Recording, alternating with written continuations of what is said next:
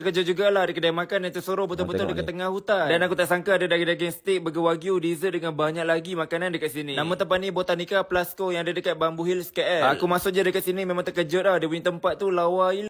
Aku tidak tahu bahawa di tengah-tengah hutan tu dapat satu kafe makanan yang menarik. Menarik abah kau, menarik. Okay, so the next restaurant yang saya akan expose adalah restoran Botanica.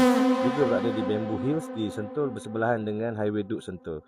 Okay guys, influencer ni dia tak nak cakap tau. Food reviewer ni, premis restoran reviewer ni, dia tak nak bagi tahu dekat situ. Yang pertama sekali, tidak ada halal dan juga ada menjual champagnes dan wine. Okay, which is ada alkohol lah.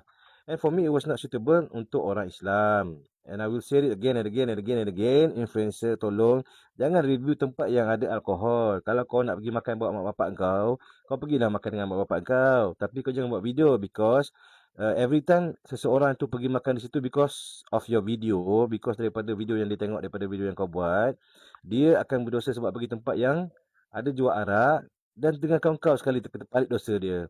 Betapa senang nak buat dosa akhir zaman ni. Saya pun tak adalah baik sangat tapi yalah, tempat yang tak halal ni kenapa nak review? Kenapa nak beritahu?